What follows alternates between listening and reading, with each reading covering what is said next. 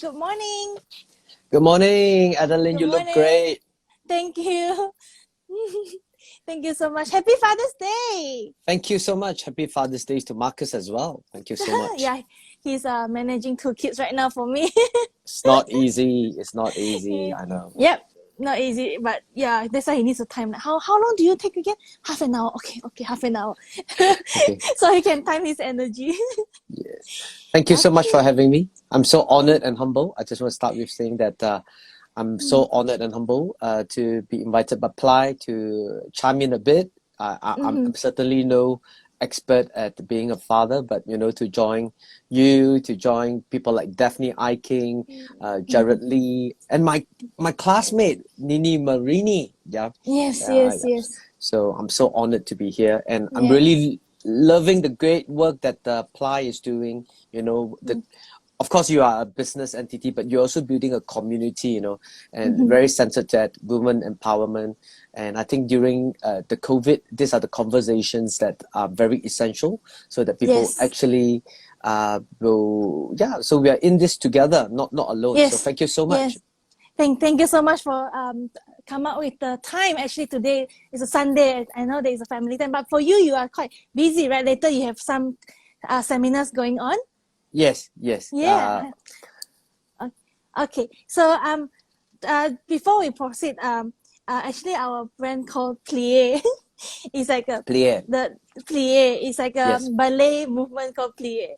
Yeah. Oh, Plie. That's awesome. Plie, Thank you. Yeah. I bet. Thank you. No, it's okay. At first, my first time also like that, but yeah, thank you so much. Okay, so we have people come joining us. We're gonna start soon. Okay, yeah, and we are very grateful actually for Kit Chan to say yes to us, because not this is a woman's platform and all, and not many men is open enough to stand on our platform. So you are one of the special kind today, and especially Father's Day's edition. We're gonna talk about your topic will be father vs daughter, because Kit Chan here has 3 kids but 2 daughters. Yep. So how old are your daughters right now? 2 of them. So the eldest one has just finished his IGCSE. So she's 16, turning 17. Okay. So wow. The second one is 14, and of course the youngest is 8. So they are of different ages. Okay. So when you go out, last time when you go out, have you ever been mistaken, like, oh, your daughter is your sister? Because you look so young. How 16 years old, your daughter? I begin to get a lot of dirty looks, because my girls, they are quite they look quite mature. So yes, and there's a lot of confusions, and people sometimes they look at it, they look a bit concerned, but sometimes we, for those, it is what it is, during this COVID we hardly get out, but we get that a lot. We get that a lot, because my girls are actually taller than the mom. So you can imagine. Okay. So people are coming in. So let us just kickstart this official session. Yeah. Would you like to introduce yourself, Kit Chan? Like the things that you have been doing, your background and everything. Sure. Thank you so much. So I'm a V-commerce and branding coach, but concurrently the past 20 years, together with my wife, we founded an international photographic company. So some of the people that we have worked with or we have photographed includes like Jackie Chan, Michelle Yeoh, Jimmy Choo, Benedict Cumberbatch, and countless of Forbes listed billionaire across Asia. And if you're from Malaysia, you're watching this, and it's quite. We have the privilege, just because we've been around for the last 20 years, we have the privilege of photographing the 4 living prime ministers of Malaysia. Wow. If you count on M twice, then we have photographed 5 living prime ministers of Malaysia. So that's a bit about us. So today, in the context of COVID, we teach people how to monetize on IG and a new platform called Clubhouse as well. So we do a lot of reels and teaching to people just to take a better pictures, so that, because it's all about social, right? So if your picture doesn't work, it doesn't work. So back to you, Adeline. Thank you so much. Yes, I know that you have a lot of things going on, and you are such a I don't know how to describe you because you are on fire 24/7. Looks like when I'm not, and I don't see you on IG, I see you in Clubhouse. It's like you're always ongoing, like really, really doing something every time. So, and then what I really impressed when I was looking one of your posts is you are saying that you are empowering and building one connection at a time, one beautiful connection at a time. And I love that face of you, that tagline. And yeah, it's very important that we learn how to build and empower connections, and this is what exactly you are doing right now, helping people also at the same time. And because today is Father's Day, we're just gonna highlight about you as a father and 2 daughters. Okay, so tell us, like in your family, can you tell us about your role as a father, like in the whole family unity, the synergy? What is your role in the family? So Adeline, I mean, just before that, you know, this thing about empowering others is not solely just me empowering others, because we believe that as iron sharpens irons, one man sharpens another. Because none of us is going to be better than all of us together. So today we give values, but someday other people will give value. But of course, we give without remembering, and we receive without forgetting, right? So I just want to clarify that. So it's not just noble me giving, but it's actually because the power of community. So in the context of, I'm quite an early bloomer. So just a bit of context. I came from a rather privileged background, right? So at about 14, my father lost everything, right? So that's why I say Nini was actually my classmate in one of the top private schools in Malaysia, which is Sri Cempaka. And of course, you're looking at, if everybody from the Nazar family, they're from that school as well. So at 14, we lost everything. Then I realized that having money doesn't mean it's everything, but not having money cannot lah. You know, the family unit just broke up. So I went through the phase very quickly. So I graduated at 20 through the benevolence of a very charitable person, and I started work at 20. So and then at 21, I started work at 20. Yeah, at about 22, I started my company. So I've been running my company for 21 years. Wow. I've been married for 18 years. Yep. I've been married for 18 years, and of course, you know my child, they're 16. So this is not to impress upon you, but the thing is like, it really expedite the learning curve. Yeah, it is like a life without a partner is different. A life without a kid is different. So I give you an example. When I was a young boy, you know, I go anywhere I like lah. You know, I go anywhere I like, correct? Then when I met my wife, Charlene, which you know as well, sometimes we give and take. Sometimes we go to the places that she likes to go. You know, sometimes I go to the places that I like to go, but mostly we go to the place that she likes to go, right? But when the kids come, you only go to the places with aircon. That's it. Full stop. Yeah. So men is of increasing responsibility but decreasing options, right? So, but through this process, I learned very, very fast. I mean, like it's just expedite, and I've been through midlife crises. So I'm a very different dad 10 years prior, and I'm a very different dad now. Today I'm just before the COVID, just before the FMCO, I'm actually the stay-home dad. I'm a stay-home dad. As you know, Charlene is quite an overachiever as well. She has an online business. She runs her family business with 1,000 over clients, you know, SMEs. And so so it's this part of the life that I'm taking over, the work from home phase. So if you're talking about currently, I'm quite hands-on, but it's quite equal between me and Charlene. So basically that's that. So the long answer to a short question.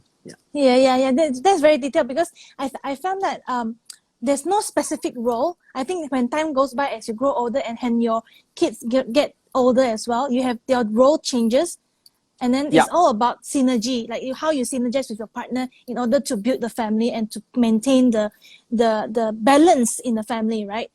So also the good cup, bad cup thing, and then the all the father and mother, you know, like in the family, like you said that as a father, your option reduces, but the thing is the priority focuses on the child needs, which is also aircon, because like for me also, once we have our kids, must have preferably a private room, preferably a private space for us to eat, so that we don't disturb other people and everything. So So you really point a few good points through just for a short questions.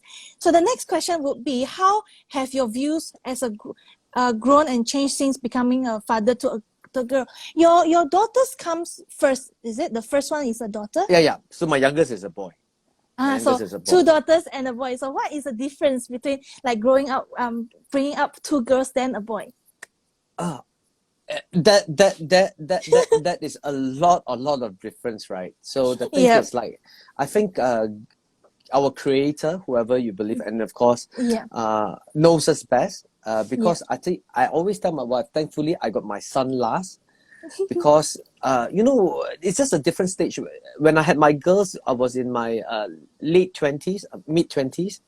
That time it was a building phase for myself, as a building my career, so I was rather impatient. I was trying to conquer the world, so to say. I mean, just a bit of context against, not to impress the audience, just to bit. So I started my business at 22, and by 26 it had massive momentum. In fact, I was listed as 100 people you must know in Asia, together with people like Ananda Krishna and so on and so forth. So obviously the thought process of a young man was, what's next, to the world. So everything that comes in between me and my goal is actually a disruption, right? Yes. Yeah, I actually, looking back, I don't really like my version then, because that time, my wife is very independent. She don't really come to me unless it's a major crisis, right? And that time, my favorite sentence is this. Seriously, Nujo, I say, Yao mat si, in Cantonese, what's the problem now, right? Because I just want to solve the problem, I just want to solve the problem and get on going. But ladies, without overgeneralization, most of the time, you guys are not interested in the solution. Right? You just want to be heard. Right? So that's a major disconnect. So at that phase, I was building, but my two little girls are just angel. They love their food. So they were very quiet. So and they would eat their food on their own. And they're quiet, they're happy and enjoy themselves. But by the time when I had my son, which is very late already, I think I'm 35, right? A bit more patient already, gone through first round of midlife crisis. So raising a boy is like raising two girls times two. Seriously, no joke. But I think our heart and our patience has grown so much that he gets away a lot more. So it's very different, but we try to groom him to be a responsible child. I think also being the youngest also get to get away more as well. Like the parents. We try to be tough with him, tougher with him. But he is a really people person. He just know how to to charm you and your wife. Not just me. I mean, it's very hard to charm me, right? But I'm soft inside, but then he charms everyone else. So basically that's the challenge here. I recognize the challenge, because being a mother of two, first is the daughter and then a son, I can really feel the difference. And a lot of people say that, if I were my firstborn is a boy, I don't think I will go for the second one. And a lot of people with a daughter, they will go for the second one, So that is the challenges of having, I mean, not to generalize, but that is quite a common thing that people say, like, as a mother as well. So what are the biggest challenges of you raising a child or three children today in today's social world, like all about media and all, like going back 20 years ago is different than now. What is the challenges that you face? So the thing is, like, the challenges for us is, I mean, I'm somewhat a public persona, right? Public personality, and for the longest time, we keep the children off social media. That's why you don't see posting about the girls or about the boy. And trying to, because the challenge is not for me, the challenge is actually for them. But social, I mean, it's always two sides of a coin, right? Yeah. So you see, because of social media, what it means for a young child, right, is a constant pressure to perform. Correct. It's a constant pressure to perform. And the thing is like, for years, I didn't like Instagram. For years, I didn't like Instagram because it's, I thought it was rather one-dimensional. But now that and there's a constant pressure to show the best version, you know, the highlight reels of life. And you know, last time when I was young, if I was stupid, I was sad, I'm stupid alone, you know. But now, if you are sad or whatever, right, it's even worse when you go on social media. See, even myself as a grown-up adult, you know, working hard, you know, because at my peak, I'm doing like 26 weddings, you know, and then I can see, I see my friend, they're skiing now, you know, I should be really skiing, you know, why am I not skiing? It affects me, especially when you're busy and you're tired, right? That's when your emotion is very, very low. So it is vice versa, the same for them. And of course, there's a lot of, if you're talking about girls, there's a lot of, you do not know who's on the other side of, correct. It could be a scam, right? Yep, correct, Yeah. correct. So that's a great challenge there. I mean, with social media. Yep. So that is you with your kids. How about how your kids handle? Like I know that there's a few months ago you were saying that you found out that your daughter is doing online business. Is it the eldest? Yeah. No, actually, it's the second one. It's the But second. they're quite enterprising, you know. So the first one is also now doing online business. But the thing is, like, they are able to pull it up without putting a face into their business, and I find that amazing. I find it amazing, right? So I totally support that, because this is the world. In fact, this is what I teach a lot of content creators, a lot of people that are currently in the pandemic. In fact, my seminar after this talks about that specifically, because a lot of people feel that, they need things to return to normal, which doesn't exist anymore. And based on, and I want to share with them that based on where they are today, based on the domain knowledge that they already have, they actually is able to monetize and create a business of their own. Yes. Yeah. So I started a social experiment. It's called Buy Me a Coffee. There's a very easy way to monetize, right? So it's Buy Me a Coffee at Kit Chan, right? And since I started this, like I don't know, last 2 weeks, I've received more than 27 coffees. And you multiply by go ahead. What is the Buy Me a Coffee thing? I've been seeing it and I've not go and look into it. So Buy Me a Coffee. So Buy Me a Coffee is a very interesting thing, right? So Buy Me a Coffee, and I hope I'm not diverging too much from this conversation. So Buy Me a Coffee is like, you know, the tipping culture is generally not the Asian culture, right? So if I do this live and you want to send me money, I say, no, it's okay, please. I mean, sometimes we find, you know, insulted. I don't need the money, right? But it's so if I were to see you on the road, or see you Marcus on the road, you know, I would chase for the bill and pay, you know, and buy you coffee or whatever.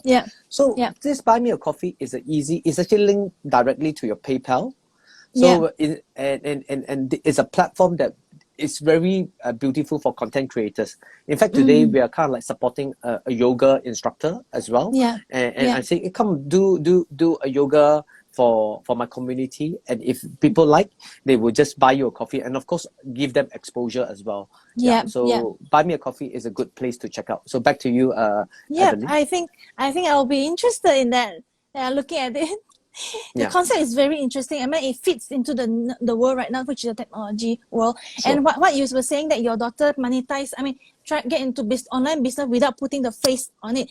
So that is actually a good point, because because nowadays because of the media and the technology, a lot of people, like younger, like I last time I can say that I'm young, but now I feel like I'm very old when I see all this Instagram, the younger generation, like they're really putting themselves out there and monetize the whole social media, whatever. But I think they are doing it, not to say the wrong way, but really need supervision. So I'm actually quite worried, like, because now my daughter 3 years old know how to unlock iPad pin and know how to scroll and all. And Marcus and I, we have been trying to block certain channels, like, okay, block, because there are content that we are not very comfortable with. So these are the days where this is how we bring out our children. We cannot just stop them from getting exposure with the media, right? Yeah. So it's very different than. Yeah. So coming back to that, it's a very paradigm shifter. Yes. So like for my daughter, and I think she hardly let me speak this, and no mention of her account. So her account doesn't have a profile photo, doesn't have any posts, very very little following, so to say, below 400. But she's monetizing like crazy.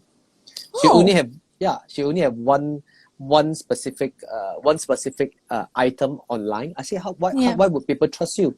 It's actually one highlight of all the testimonials. Yeah, so it's amazing. Yeah, so it's amazing. So I learned a lot from her actually. So so she highlight her testimonials from her client to get the credential for her business. So not instead of putting the face, but put the no highlight face. of No face. And then there's posting, they show the posting and people receiving and testimonials. It's the process. So she converts very, very well, and she's very steady. She doesn't even look for big numbers, because influencer with a million above following doesn't convert. What's the point? Yes, right? yes. I've experienced that people with a lot of followers, there's no conversion rate also with the people that we engage. So it's actually quite the numbers are actually not the whole thing. Yeah. So okay. So what are some ways that you are preparing yourself and your daughters for the future? Like for now, there's a lot of on the media, there's a lot of topics talking about because today we're talking about father and daughters, right? So how do you protect your father? How do you prepare your daughters for today's world? So as I started earlier, I said I don't claim to be an expert. Yes. And again, and then I say that this is not being religious or anything. I had a great honor and opportunity to sit in one of the khutbah, which is a sermon by a very top religious preacher. He's a Muslim preacher. I so happened to be there. His name is Ustad Kazim, and he made a remark that really impacted me until now. He says that I never comment on other people's children, right? Because I have 5, he said, and I do not know how they will turn out, right? Correct. So the story is not end yet. So and I know some of my friends, they are the best. I mean, to me, they are the best parental experts. The only difference, the only disconnect is they do not have kids. They have so a lot of these are like theory, right? And this is somewhat humorous, and I know your audience is a bit older, so I at the risk. So I've once read saw like a quote, it's like, at age 4 success is not to pee in your pants. At 8 is to be able to find your way home. At 12 is to have friends. At 25 is to get an earning. And then when it goes back down, you say at 70 it's not to burden anyone, and at 80 to find your way home, and at 88 it's not to pee in your pants again. So it's what I'm trying to say is a cycle, and it's a different stages of life. Yeah. Correct.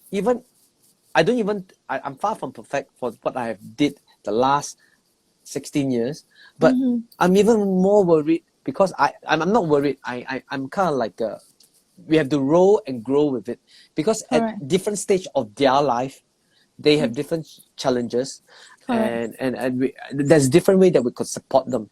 And as a parents, this is a major disconnect. When they are young, we need to give our kids the roots, to tell them, it's okay, you go try quiet things. If anything, the family will be with you, always be with you, and hopefully that they will remember that, right, when they face the world. Yes. But until certain age, it's about giving them the wings to fly.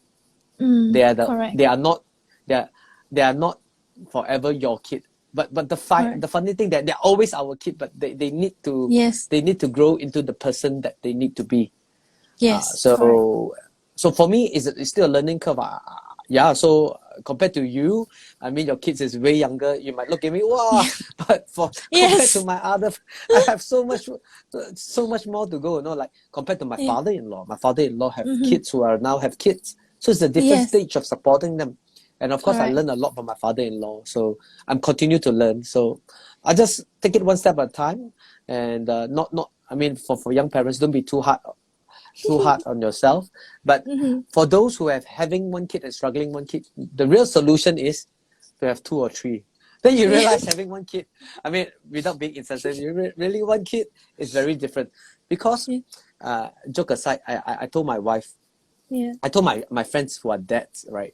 I say having Yeah. one kid and two kids is very different. Yeah. Because having one kid, mommy is very maternal, right?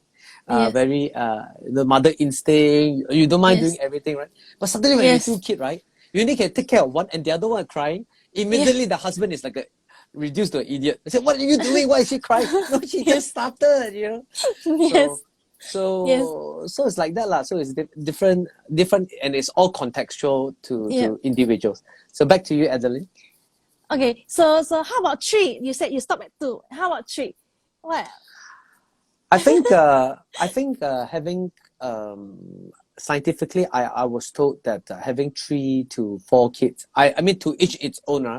Yes. Frankly now I can accept because after what I gone through the midlife crisis, I can understand why people have kids or why people don't have kids. So to Yes. each his own. So having Yep. three, I think they say the best is to have 4 kids. So there's no peer pressure, right? So they Yeah. do things in a group. So 1 or Yeah. 2 is sibling rivalry. But Yeah. I think 3 kids is quite makes having one. I think 3 kids is easier than 1 kid. Yeah. You actually get leverage Yeah. from the older kids as well. Correct. And Correct. so example, my sister, Mm-hmm. she had 4 kids. Yeah. So the first kid, when the pudding or the what would you call pudding in English? Uh, the The pudding, yeah, the teeter. the No, teeter. no, No, not no, the not teeter. The I don't use it. So whatever you call it. Yeah. Yes. So Yes. whatever you call it, okay? Yeah. Yeah. So when you fall on the floor, they will Yes. take it up, they will And sanitize put it. back. And then when you Oh. sanitize and put back. Wow. I think when the second kid come, it's like, oh, just wash with water. And the third one come, it's just, blow it off. The fourth one, you just stick back, So I think it's muscles and muscles, yeah, as you pacifier, grow but of course we must be sensitive. We do not want to be condescending because the first kid Correct. is the first kid, and Yeah. we've been there before and we understand. Yeah, but Yes. so just take it easy though. Yeah. Yeah. I can relate to you. My first kid, I do everything, and then everything must be organic, everything must be perfect, must have sleep schedule, must have this, must have that, must have everything. When my son comes, whatever works lah, whatever as long as he's happy, he's full, he can sleep. Okay. At the end of the day, they are both sleeping happily, wake up happy. Okay. Yeah. So I put less stress on myself now with 2 kids. Exactly. And I agree with you that having more than one is better. Not totally better, but now I can see that when I'm busy, my daughter can look after, like play with my son, like they can sing song and all, and then bedtime routine will be better because they have 2 of them together. Yeah. So I just lie down there next to them, and they both can play with each other. So Yep. I think that is, and also yes, like we our audience said that Pixie saying that because we are more experienced as well, and then we are more confident, and so more hands-on at the same time. Yeah. Oh, thank you, Pixie. Pacifier. That's the word that we were But looking yeah, for. pacifier, yes. Yeah. And then like the first child, like no pacifier, no formula, whatever. But second one, I just give her. Why not you just accept the pacifier? Why not just take the formula? Also, they don't. My son don't want what. Yeah. So we are not so hard on ourselves when we have more kids. I believe. Yep. So what? Is there anything that you always any advice that you always give to your daughter, like for my daughters and my son, I always tell them that, okay, mommy is here, don't worry, don't cry, calm down. I always have this kind of same sentence that I repeat to them. So for you, growing up, bringing up 3 kids, do you have certain things that you always tell them to remind them? Anything that keep let them calm down or whatever? Anything that you tell them very on daily basis, lessons or I always remind that I mean, because of my my religious belief, I think I'm only a steward. Ultimately, they belong to the Creator. Yes. Yeah. So I tell them they're in good hands. They're in good hands, and even they do not know, they do not see, but they're in good hands, right? So ultimately, I'm only a father on earth. But coming back, I would like to circle back to one important point as we're talking about this, about father and daughter. I think even as I'm telling you this, you could see my hair standing. If you could see my hair standing, I want to talk about birds and bees. And for those ladies who are watching, and if your spouse not here, don't impose on them. Work on them slowly. My wife gave me a book called Raising Girls by Dr. James Dobson, I think, and it came to the topic birds and bees. Yes. Right. So I want to ask you. So in the matter of birds and bees to a daughter, is it a father's job or mother's job? I'm actually not very sure about that question, but I think it's both role. I'm not sure because I'm actually in the midst of experiencing it, because I feel that now a lot of people ask me, because I bathe my daughter and my son together, evening time routine. I put them in the bathtub together, easier because they can play, But there are people that come to comment that, oh, they are opposite gender, and how do you explain? And then I've been studying this topic as well. That's why it's very good that you point it out. And how father take on this role and how mother take on this role, I think there are different kind of responsibility. Like I can honestly tell you that when my daughter was born, Marcus did not touch my daughter for the first 1 year, did not change any diaper, did not bathe her and all, because he felt that it's a daughter.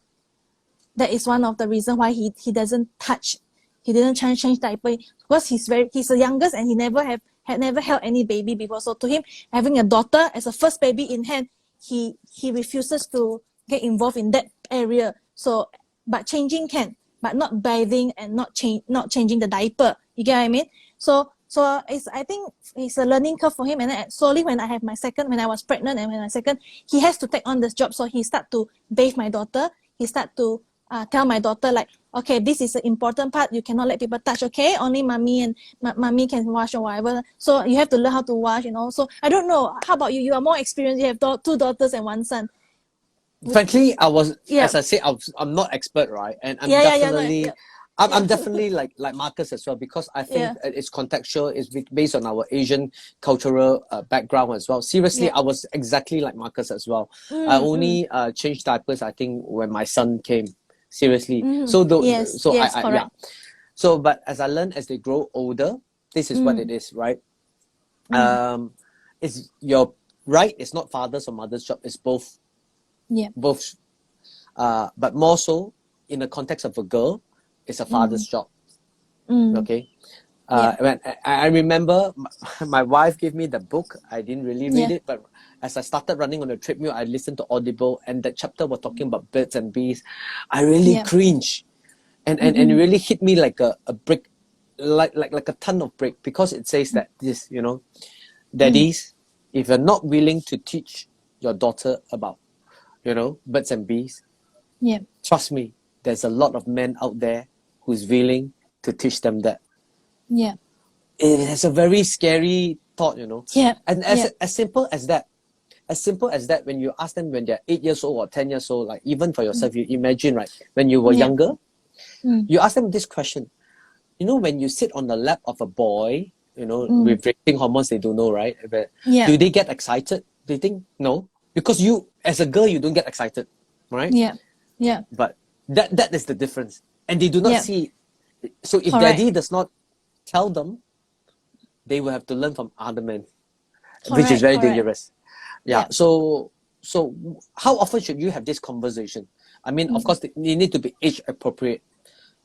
I actually had this conversation on a dining table, and they go like, "Ew, ew, what's you?" But girls can roll their eyes, but still listen. Yeah. And it's our duty to normalize it. And of course, I want to welcome Melissa Indot, who's in the audience. This is Hi, someone Melissa. that you should reach out to, and she have this amazing to have this kind of conversation. So the thing is, like, girls can cringe and roll their eyes, but listen at the same time. But you got to normalize it for them, that they do not feel that it is a taboo. Yes. Right. Of course, it needs to be age appropriate. I'm not asking you to do it when they are 4 years old, right? Yeah. So now, as they're preparing adulthood, and you know, once the COVID is over, she's back to college. We got to prepare them for them.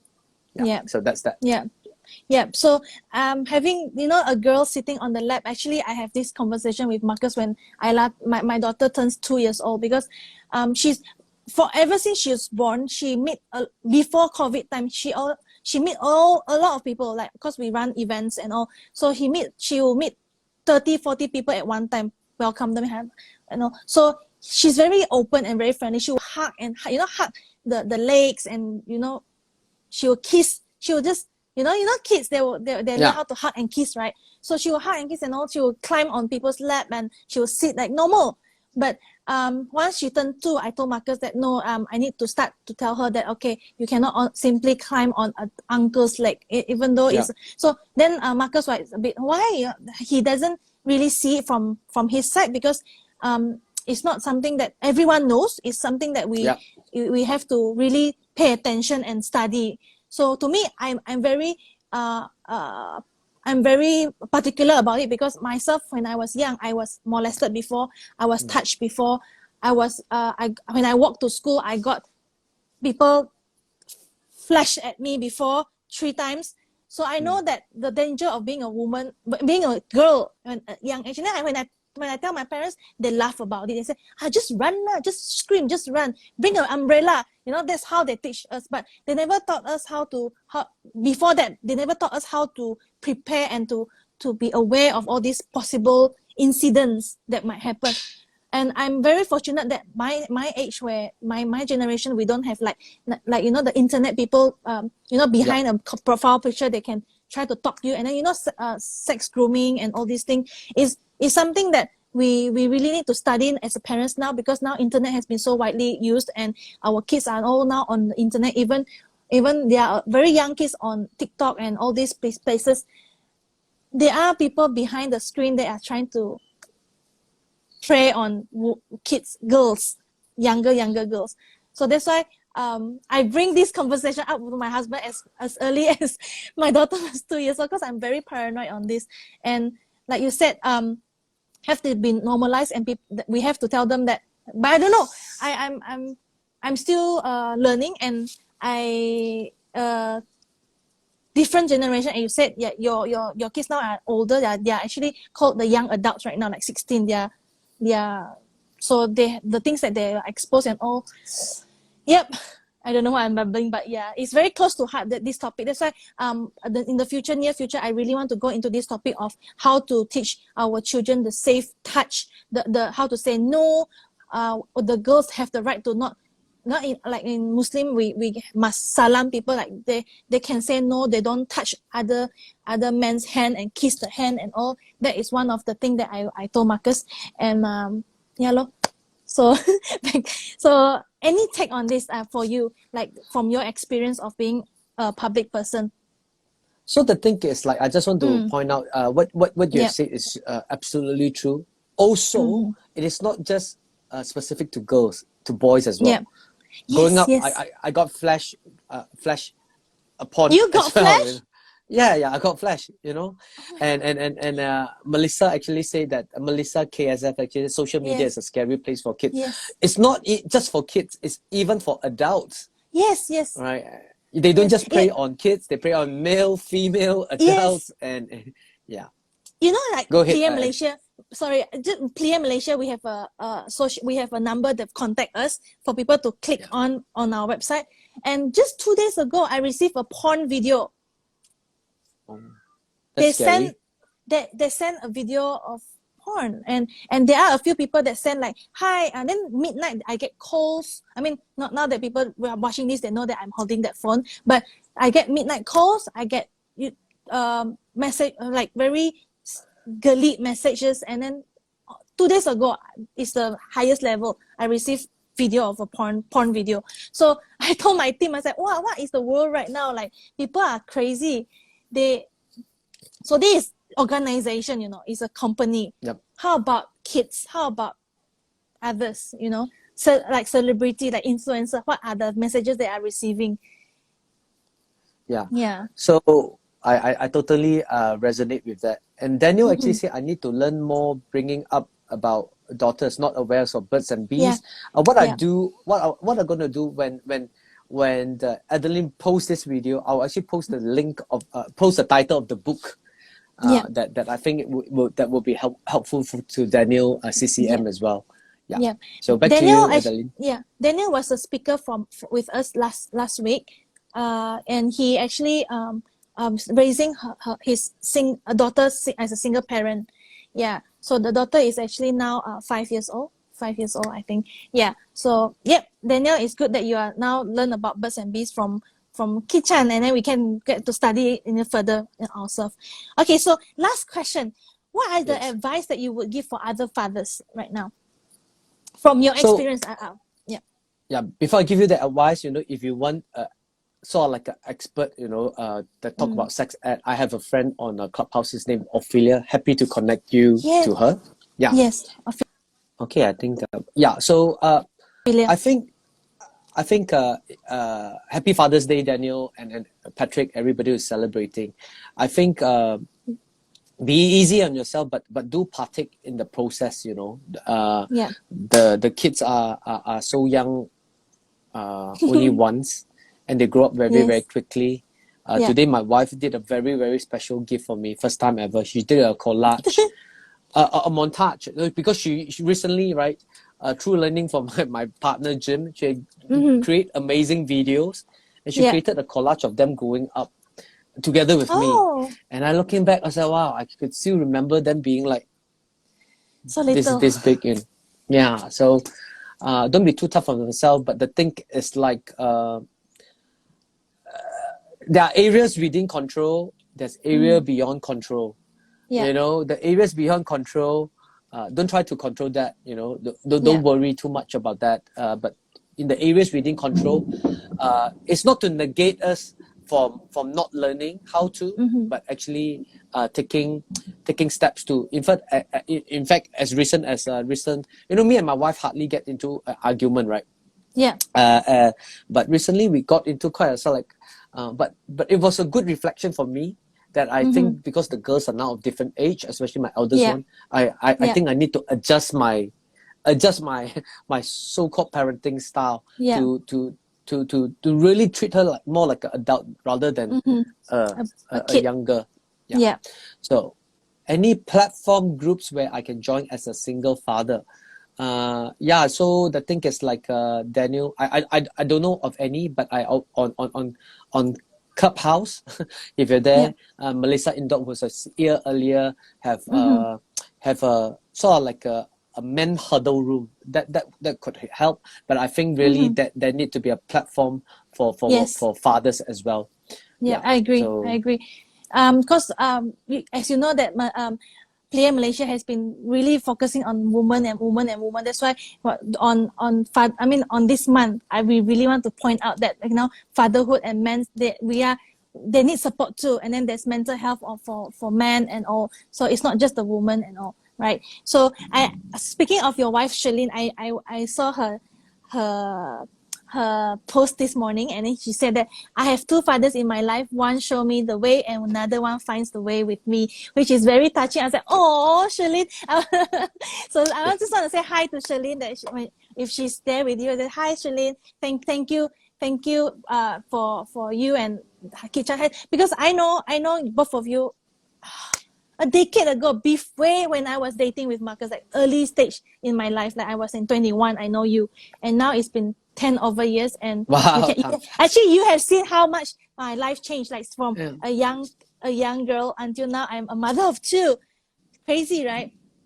So Yeah. so I actually go back way back, and then I know that there this kind of friendship and this kind of experience to see each other grow and all is really precious. And thanks to the social media nowadays that are able to connect us in any point in life and any place in any location, especially the MCO. So okay, thank you so much, Kate. I think Thank you so much. That is all for today. And sorry, my stand keep dropping. So No okay. worries, it's okay. Thank you so much, and thank you all that are with us today. And happy Father's Day to all fathers. And there's a joke today that people keep forwarding. Today is the only day that fathers matter, but no, I strongly disagree with that. Every day, father and mother matters. Okay, not only today it matters. Okay. So yeah, thank you, Kate. You can do you have anything to say before you go? Yeah, so thank you so much for having me. And I think the running joke was this. I said, Mother's Days, mothers get chocolate, get bill, get chocolate, get dinner, Yeah. get flowers. Yeah. Yeah. Father's Day, what does father get? No. They get to pay the bill. Okay. Yeah. Yes, because yesterday, because we just signed up for a maid yesterday, and Marcus was like, "Oh, happy Mother's Day! I get you a maid." I said, "Okay." Then I told him, I said, "Oh, I didn't prepare anything for you or Father's Day." He said, "Oh, okay, normal." So yeah, I think we need to put more effort to appreciate fathers more as well from now onwards. Yeah. I just want to give a quick shout out before I Yeah. go to Daniel. Daniel, if you are you're still online, please stay connected. Maybe on IG we could chat as well. And Yes. for those, as I said, we do mobile branding and e-commerce.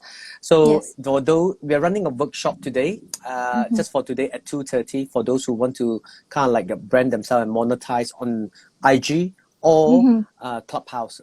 You could check out my link. But thank you so much to Pierre Malaysia. And please follow Pierre Malaysia. Of course, they are a business, but the thing is, like, the work that they're doing for the community, they have so many conversations that is very, very important, especially during the COVID time. So thank you so much Thank you. for having me, and I look forward, and please wish Marcus a happy Father's Day, and I look forward to chatting with you guys again. Take care. Thank you so much, Kate. Thank you. Bye-bye. I'll see you. Bye-bye. Thank you. Bye-bye.